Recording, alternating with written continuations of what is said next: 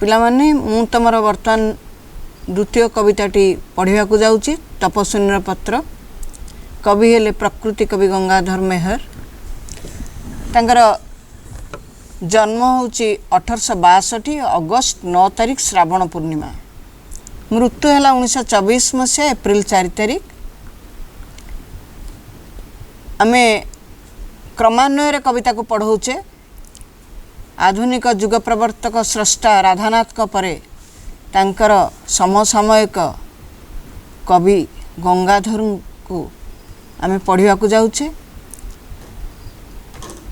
तेणु गंगाधर ये तपस्विनीर पत्र कविताटी तपस्विनी काव्यर एकादश सर्गरु आसीची। एई एकादश सर्गर विशेषत्व है जे सीता रामचंद्र पाख पत्र लगुचंती। कारण अश्वमेध यज्ञ आरंभ होईची जेउथिरे रामचंद्र यज्ञ करिवे एवं यज्ञर नियम अनुसायी पाखरे निश्चय तांको पत्नी रहिबार आवश्यकता रही। एवं यह जानिया परे सीतांकर मन भितरे जो मर्मदाह होईची ताहा तपस्विनी पत्रर अंश विशेष। तपस्विनी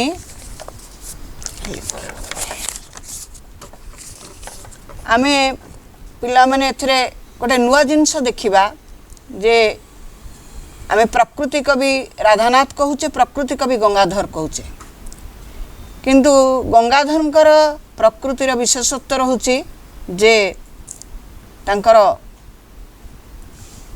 प्रकृति भितरे मानवीयता प्रदान करिबा।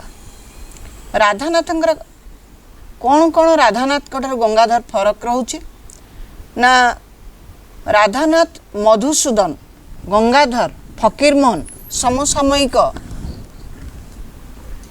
कवि लेखक हिसाब रे प्रसिद्धि लाभ करिसेंती।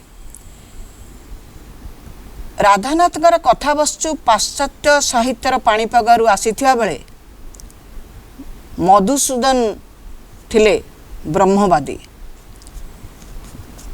किंतु गंगाधर कविता पूरा प्राच्य साहित्य आसीची। गंगाधर उच्च शिक्षा लाभ करिनाहांती। उच्च शिक्षारु वंचित हेले हे दिनर दिवालोकरे तंतुकार एवं रातिर दीप आलोकरे काव्य चर्चा थिला तांको जीवनर दैनंदिन घटना। कालिदास भवभूति माघ प्रभृतिंक संस्कृत काव्य नाटक अध्ययन से करथिले। तत्सह रीतियुग काव्य को मध्य पाठ करथिले। तेणु से भारतीय संस्कृति पर गुरुत्व देई नीति और आदर्श को प्रतिष्ठा करिया को चेष्टा करिसंती। तांको समय रे राधानाथ मधुसूदनकर जो जेपरी सारस्वत प्रतिभार अधिकारी सेतिक बेले पश्चिम ओडिशार नीरवर काव्य कानन रे तांकर कवितार साधना थिला। वृत्ति रे से जने मोहरीर, व्यक्तिगत साधना रे से जने असाधारण कवि। तांकर प्रथम रचना र अक्षर विशिष्ट रसरत्नाकर। तापर से लिखिसेंती अहल्यास्तव, इंदुमती। तांकर काव्य कविता मानक मध्यरे तपस्विनी, प्रणयवल्लरी, कीचकवध, इंदुमती, उत्कल लक्ष्मी, अयोध्या दृश्य, कविता कल्लोल, अर्घ्यताली, भावना, महिमा, पद्मिनी आदि प्रधान। निजर अंश असंपूर्ण आत्मजीवनी सह अनेक गद्य मध्य से रचना करिसेंती। बहि प्रकृति सह अंत प्रकृतिर मनोज्ञ समन्वय तांकर तपस्विनी कविता। पाश्चात्य साहित्यर भावधारा रे राधानाथ ओडिया साहित्य रे नूतन प्रयोग परीक्षा करथिले मध्य गंगाधर पाश्चात्य चिंताधारा को उत्कलीय परिवेश सहित समन्वय करिसेंती। गंगाधरंकर काव्य प्राचीन और नवीनर मधुर समन्वय, भारतीय परंपरा, भारतीय नारीर आदर्श, भारतीय नारीर चेतना, भारतीय नारीर अंतर्दाह आखि आगे रखी से तपस्विनी काव्य रचना करिसेंती। तपस्विनीर पत्र रे से रामचंद्र को कौन पत्र लिखिंट से विषय आमे एठी आलोचना करिबा। शरण वत्सल ध्वज रिपु गजांकुश दुख गिरी वज्र जही देखंती विदुष। देख पिला माने से चिठी पत्र लिखुचंती एवं ये पत्र रही रामचंद्र को। शरण वत्सल ध्वज, ध्वज अर्थ पताका। पताकाटा जिते उड़े केतले आम जातीय पताका एवं आम ता तले कौन ठिया हो ना हाथ जोड़िकी तले ठिया हो, कहीं आम पताका से आमर सर्वश्रेष्ठ मन हुए। एठी शरण प्रदान करिबारे सर्वश्रेष्ठ किए ना प्रभु रामचंद्र। शरण प्रदान करिबारे सर्वश्रेष्ठ होउचंती प्रभु रामचंद्र। रिपु अर्थ शत्रु, गजांकुश अर्थ जेउ अंकुश रे हाथी को बस करी हुए। शत्रु रूपक गजर अंकुश परी क्या कह ना रामचंद्र को।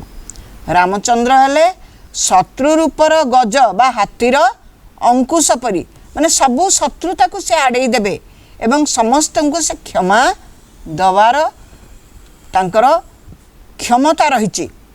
क्षमा देवा व्यक्ति कौन से कहते ना राजे राजेश्वरंक, राजे राजेश्वर किए ना रामचंद्र से पद पद्म द्वंद्वे दुईटा पादरे, पद पद्म अर्थ पाद रूपक पद्म, द्वंद्वे अर्थ दुईटा दुई पादरे दिन भिकारुणी दुरु नत शिरे बंदे। नत शिरे माने कौन मुंड नुआई प्रणाम करुची। हे रामचंद्र तुमर पद्म पद दुईटी रे मु दिन भिकारुणी, दिन भिकारुणी कहीं कहते ना या टिके पूर्वाभास दौची। माने वाल्मीकि आश्रम रे लक्षण नहीं छाड़ी आछंदी सीता को, कारण रामचंद्र प्रजावत्सल तेणु जे प्रजार कथारे पड़ी सीता को त्याग करिसंती। सीता वाल्मीकि आश्रम रे आश्रय नहीं एवं शुणी अश्वमेध यज्ञ होउची एवं तांको नारी मन भितरे गोटे द्वंद्व आ आशंका आसुची जे बिना पत्नी रे यज्ञ केबे संभव नुहे। रामचंद्र निश्चय द्वितीय पत्नी ग्रहण करिथिबे एवं सेही अनुसार से यज्ञ करुथिबे। एठी नारी मन भितर गोटे स्वाभाविक द्वंद्व आसीबा गोटे निहाती माने गोटे मर्मभेदी कथा एवं सेतिबे से कहउचंती निजको दिन भिकारुणी, दरिद्र भिकारुणी, कारण रामचंद्र तांको छाड़ी देइछंती एवं से वाल्मीकि आश्रम रे अछंती। तेणु से कहउचंती दूरु माने मु आश्रम रु तुमको नत शिर रे मुंड नुआई प्रणाम करुची। करिबाकू मधु आशा तिमिर भेदन कातरे कांतारे थाई करे निवेदन। देख वाल्मीकि आश्रम से कहउचंती मधुर आशा रूपक अंधकार को भेद करी। ये देख मधु आशा, मधुर आशा कौन ना सीता वर्तमान राजनंदिनी रु साधारण गोटे नारी भाव में ओह्लई आसी। दिने से रामचंद्र पत्नी थिले, जो मधुर आशा नहीं से रामंकर पत्नी होते एवं रामंक सहित तांकर दिवा नीति बीती थिला। सेई आशा वर्तमान कौन करुच्ची रात्रि को भेद करी, तिमिर अर्थ रात्रि भेद करी कौन करुच्ची ना कातरे कांतारे थाई करे निवेदन। कातरे अर्थ विकल रे, कांतारे अर्थ जंगल भितरे कौन करुच्ची ना निवेदन करुच्ची। ता अर्थ साधारण अर्थ रे रामचंद्र कथा से बहुत मने पकाउछंती। तांकर मधुर जो आशा से राति को भेद करी, राति अंधकार को भेद करी तांक मन भितर गोटे कातरता सृष्टि करुच्ची, गोटे दुख सृष्टि करुच्ची, गोटे करुणा सृष्टि करुच्ची। महाराजा महायज्ञ होइच दीक्षित नवबामा हेउतिब बामांके दीक्षित विक्षित। कौन एठार से कहउचंदी, से कहउचंदी महाराजा महायज्ञ होइच दीक्षित नवबामा नुआ बहु कौन करिथिबो ना वर्तमान महायज्ञ आयोजन करा जाइछि। महाराजा कौन करुथे ना नुआ बहु को बामांके, बामा अर्थ नारी पत्नी सबुले बामांगिनी, बाम पाखर अधिकारिणी। तेणु से बाम पाखरे वर्तमान विक्षित होउथिबो माने सभा पाउथिबो। तेणु से सेठी नुआ बहु किए जी रामचंद्र पत्नी हम से बाम पाखे बसब एवं महाराजा महायज्ञ दीक्षित हेबे। ये गोटे बड़ कल्पना चक्षुरे दुखर चक्षुरे कातरता भितर निर्जन जंगल भितर थाई सीता गोटे कातर दृष्टि रे गोटे मर्मांतक कथा से अनुभव करुछंती। मुग्ध बधु मुग्ध हेब बोली सतगुण बढ़ी जाऊथिब तुम्भ सकल सद्गुण। मुग्ध बधु मुग्ध हेब माने जेउ बधु रामचंद्र व्यक्तित्व मुग्ध होइतिबो। रामचंद्र भली श्रेष्ठ पुरुष मर्यादा पुरुष प्रजानंदन पुरुष तांकर जे पत्नी होइतिबो से रामचंद्र व्यक्तित्व मुग्ध होई से ताक पत्नी होइतिबो।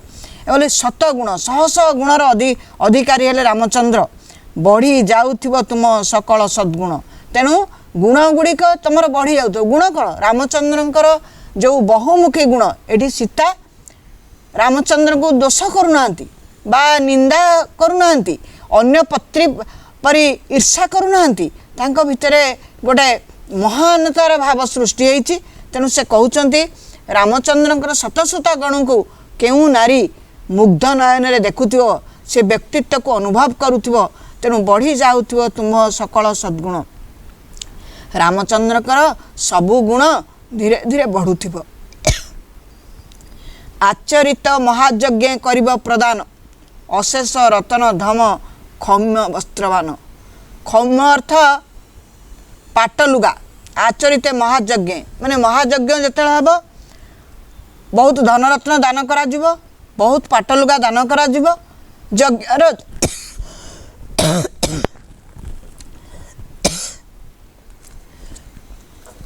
यज्ञर नियम अनुसार धन रत्न पाटलुगा वस्त्र सबु प्रदान करिजिवो। एकथा किए भावुचंती ना सीता तांको मानस चक्षुरे निर्जन जंगल रे वाल्मीकि आश्रम रे थाई से कल्पना नेत्र रे अनुभव करुछंती।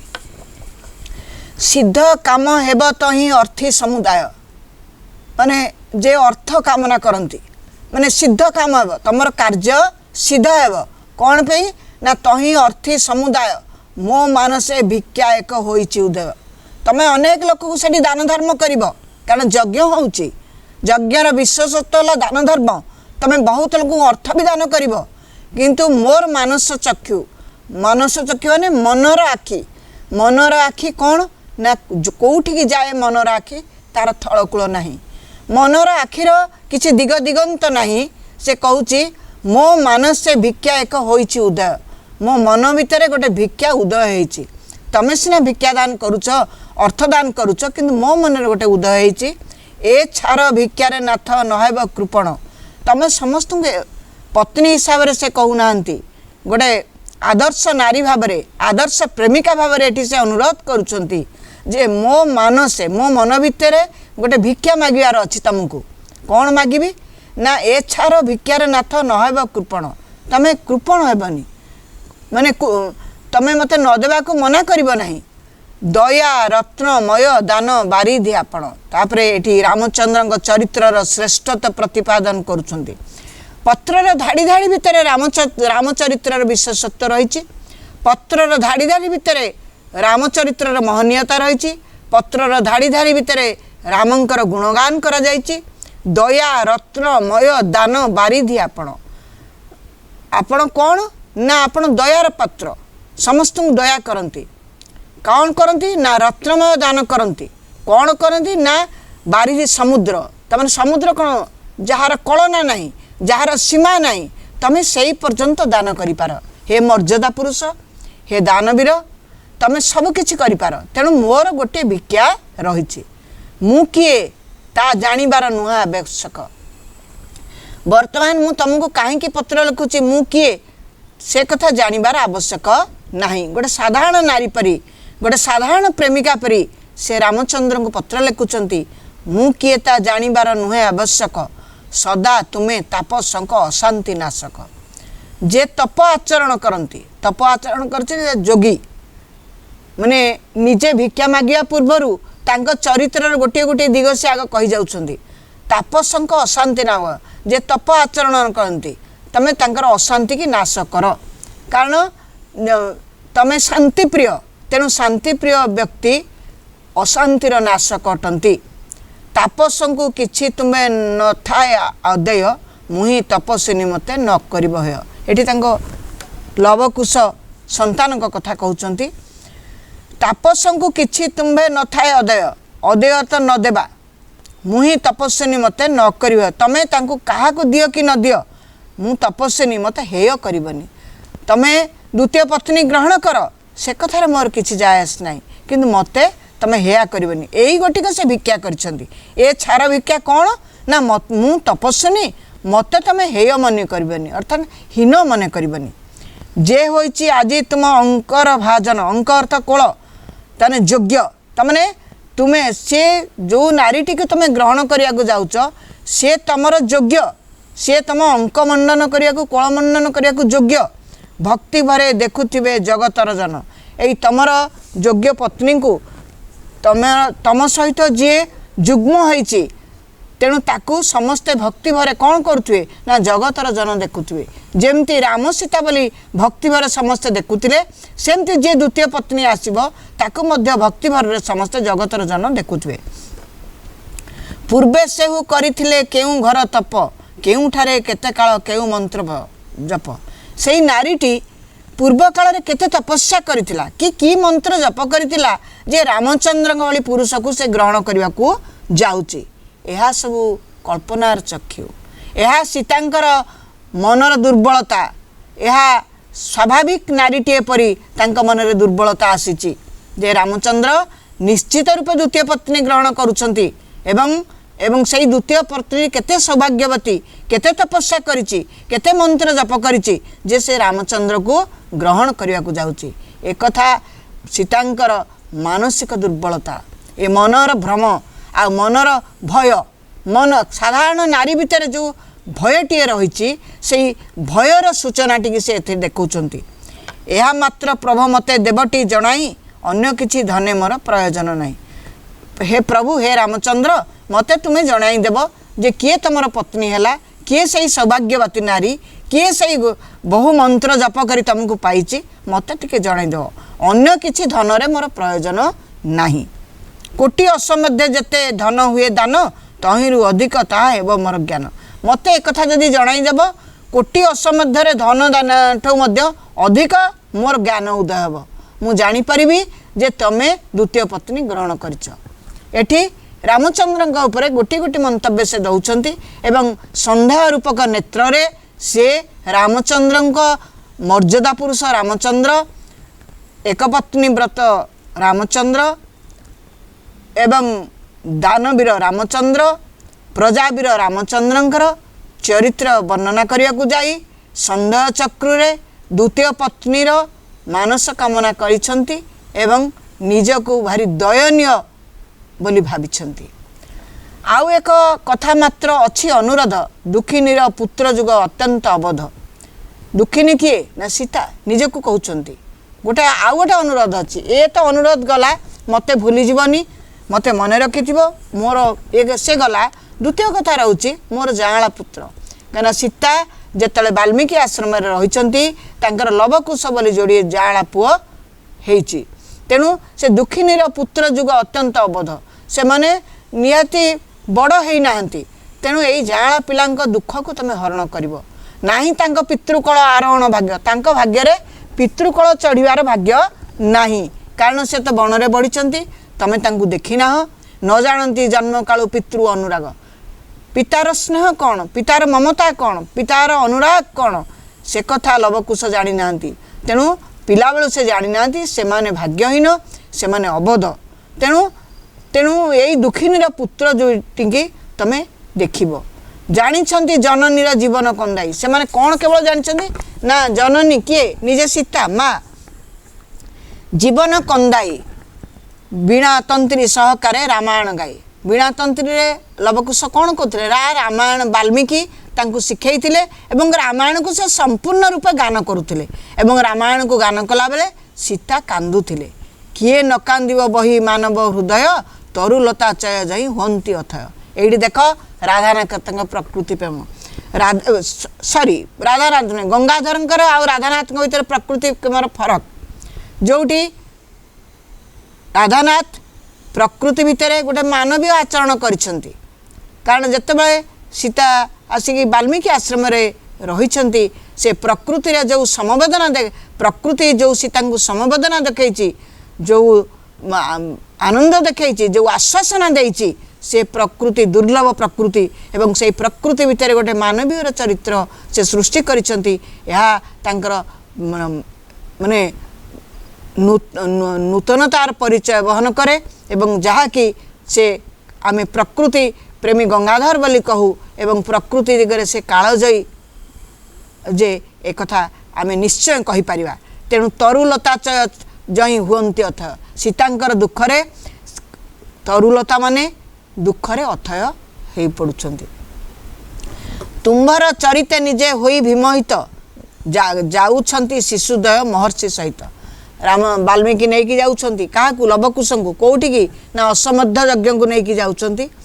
तुमर चरिते निजे होई विमोहित तमर चरित्र कथा सुनी तमर स्वभाव कथा सुनी पिला माने विमोहित होइछन्ति से माने महर्षि वाल्मीकि के सहित कौन करुछन्ति ना जाउछन्ति सेठिकी असमर्थ यज्ञ देखिया को करिवा को तुम पद पंकज दर्शन पादरूपक पद्म को दर्शन करिया पाई लवकुश जाउछन्ति कहा सहित ना वाल्मीकि के सहित मन तांक नेउछि करी आकर्षण करिवा को तुम पद पंकज दर्शन मन ताका हेउछि करी आकर्षण तांकर मन आकर्षण होउछि से तुमको देखिया पे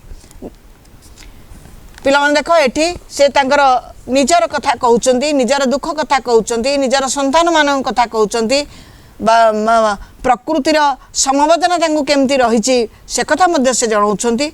तेणु पिला माने जाउछन्ति गोटे आग्रह सहकारे गोटे आनंद उद्वेलित हो जाउछन्ति तेणु तांको से बुझौछन्ति सेठी पद्म पंकज को पद्म रूपक पाद को से दर्शन करिवे सुनाइबे तुम्भ गत दुखर कहानी।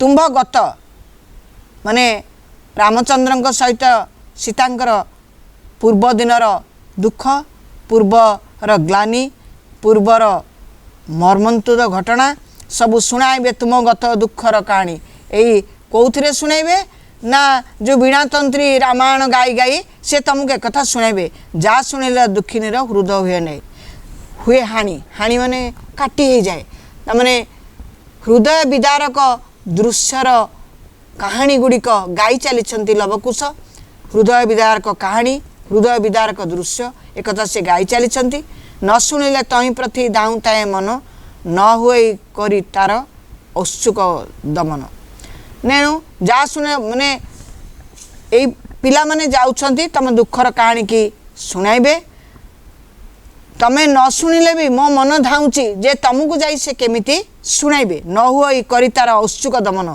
पिला मानक आग्रह को मु दमन करि पारु नाही पिला माने एते आग्रह रे जाउछन्ति मु मना करि पारु नाही जे तुमे जाओ नाही बोली कना तांका औत्सुक अर्थ आग्रह तांका आग्रह को मु मना करि पारु नाही। धीर भर से कथा को घेनी तुम्भ श्रुति श्रुति अर्थ कर्ण पंडित श्रेष्ठ से कथा को घेनी तुम्भ श्रुति आणिब यद्यपि दीना वैदेहीर श्रुति पंडित श्रेष्ठ एटी से रामचंद्र को कहउछन्ति से कथा को घेनी तुम्भ श्रुति तमे से कथा को कान शुणव कारण तुम पंडित श्रेष्ठ तुम मर्यादा पुरुष तेणु पिला माने जहाँ रामायण गाइबे जहाँ गाइबे बीणा बादन करिवे तमे कर्ण शुणव श्रुति अर्थ कर्ण आणिब यद्यपि दीना वैदेहीर श्रुति याको शुणिला परे तमे वैदेहीर श्रुति बा सीता वैदेही किए विदेहर राजकन्या सीता तांकर स्मृति मन भितरे आसीबो जदिओ राम तांकर कहिबार अन्य अर्थ रहुची जोटा तांकर मर्मर कथा रहुची से कहउचंती जे वैदेहीर स्मृति आनिबो ता माने मु तम भितर हजि गलिनी तमे वर्तमान द्वितीय पत्नी तम बामांक मंडन करिबो तमे वर्तमान असमर्थ यज्ञ व्यस्त अछ तमे द्वितीय पत्नी ग्रहण करुछ सेठी वैदेहीर स्मृति केते निश्चिन्न हो जाइथिबो जेतले लवकुश गान करी सुनाइबे तमे इच्छा नहले मध्य दीना दीना दरिद्र वैदेहीर स्मृति टिके सुनिब वैदेहीर प्रणय को मणिब सपन चाहि नव प्रणयनी प्रफुल्ल लपन एटी से राजा राणी आउ तांकर चरित्रटी एति राजाराणी और आदर्श प्रेमिका परि मन होइछि। तेणु से कहउछंती पत्नीर दाबी नुह, पत्नीर दाबी चाहि नांती, से कहउछंती कोन ना तमे तुमको जदि से माने गायिकी शुणेबे लवकुश ताकू स्वप्न परि मणिब। तेणु स्वप्न बेले बेले स्मृति होइके आसे, तमे ताहा भाबी नब कहीं ना तमर जो नुआ प्रणयिनी होइथिबो तार प्रफुल्ल लपन, लपन अर्थ मुह, सुंदर मुह को चाहिदेला परे तमे ए वैदेहीर प्रणयटा तुमको स्वप्न परि लागिबो। कहिना वास्तव वास्तव कौन ना तमे अश्वबद्ध यज्ञ करुच, वास्तव कौन ना तमे द्वितीय पत्नी ग्रहण करुच, स्वप्न कौन ना वाल्मीकि आश्रम रे बंची थिबा सीता, वाल्मीकि आश्रम रे बंची थिबा तांकर माने देवी सीता एवं से एठी आदर्श जड़े राजाराणी नुहंती, गोटे आदर्श प्रेमिका, जो प्रेमिका हिसाब रे से रामचंद्र को पत्र लिखुचंती। लेखु थांती पत्र सती हृदय विकले, पत्र धेउत हेउथाए नयनर जले। एथिरे कौन से लिखुचंती ना सती, सती किए ना सीता, हृदयर विकल रे से पत्र लिखु थांती। एथि गोटे कवि एते करुण रस देइछंती आमर साहित्य नवरस भितरु, माने श्रृंगार रस को श्रेष्ठता मान्य देले भी आ भितरे जो करुण रसर प्रलेप रही, करुण रसर रागिणी रही, ताहा सीता चरित्र भितरे, सीतांकर जो पत्र लिखन शैली भितरे, पत्रर शब्द भितरे, हृदयर मर्मरता भितरे किपरि माने दोदुल्यमान होइछि तार चित्रटी से लिखुचंती। लेखुतांती पत्र सती हृदय विकल, पत्र धौत हेउथाए नयनर जले। विकले आड़े लिखुतांती आखिरु लुह बही जाउथाए एवं सेतिरे पत्र झोई जाउथाए। आउ कि लेखी बोली भाबुथिले बसी, आसीगले लवकुश मुदे हसी हसी, मुदे अर्थ आनंद रे से चिठी लेखिया को जाउछंती, आउ कोन लिखिबे, आउ कोन लिखिबे, आउ कोन भाबिबे। एतिगले लवकुश हसी आनंद रे पहुंची जाइछंती माँ पाखरे, कारण से माने असमध्य यज्ञ को जिबे। एठी पिला माने देख नारीर मनस्तत्व, सीतांक चरित्रर महत्व वर्णना करा जाइछि।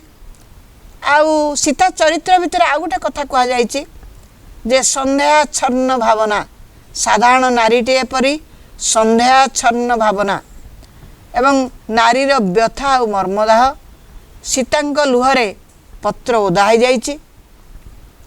तेणु गंगाधरंकर जीवन होछि दुखपूर्ण एवं से दुखपूर्ण जीवन भितरे करुण रसर केते गभीरता रही ताहाकु से अनुभव करथिले। तेणु से निजे कहिथिले दरिद्रता पंकपूर्ण मो जीवन सर, जीवन जंजाल जले आबिल उदर। तेणु कवि जीवन और जीविकार जो जटिलतार छंदी जाइछंती, से कविर स्वाभाविक प्रक्रियाटी करुण रस मध्य प्रस्फुटित होइछि एवं सीता चरित्र को से एते मोहनीय भाव तपस्विनी काव्य वर्णना करिसेंती। बोध हुए परवर्ती पीढ़ी ताको पढ़िले आश्चर्य हेबे जे आमे वर्तमान जो द्वंद्व, जो समस्या, जो भितर ठिया होउछु, सेतरे सीता भली चरित्रटी जे केते मोहनीय, केते सार्थक, ताहा आमे तपस्विनी काव्य तार ज्वलंत उदाहरण। बहि प्रकृति सहित अंत प्रकृतिर एठी मनोज्ञ और प्रकृतिर मानवायन घटिछि। तेणु आमे सीता को देखु जन अपवाद भयरु मर्यादा पुरुष रामचंद्र सती सीता को निर्वासिता करिसेंती। वाल्मीकि आश्रम रे अंतःसत्त्वा होइछंती सीता, दुई पुत्र को जन्म देइछंती, उचित शिक्षा मध्य देइछंती एवं लवकुश अयोध्यार राजसभा को जीवाकू उद्यत होइछंती। सीता ए सब शुणी मर्माहत होइछंती। ए कवितार आलोच्य प्रसंग होउची संधेई नारी प्रति गोटे एक रामचंद्रंकर उद्देश्य एक पत्र। एठी कारुण्य रही, नारी सुलभ ईर्षा रही, नारी मनर द्वंद्व रही, एवं गोटे निछल मनोभाव मध्य रही। एटी भावनाटा संगोपित एते संगोपित जे ताहा केवल पत्र माध्यम रे गोटे कारुण्यर चित्र आम देखा पाइबा। सीता एठी गोटे आदर्शर मूर्तिमंत प्रतीक रूपे आम आगे छिड़ा होती। सीता चरित्र गंगाधरंकर गोटे कालजयी चरित्र। कालजयी चरित्र भितरे तांकर आदर्श, तांकर महनीयता, तांकर प्रेम, तांकर त्याग, तांकर करुणा, तांकर सर्वस्व दान आम नारी जाति पे गोटे चकित सृष्टि करे। भारतीय नारीर आदर्श को से तोली धरिछंती। गंगाधरंकर ए तपस्विनी पत्रटी एक सार्थक कविता कहले अत्युक्ति हेब नहीं।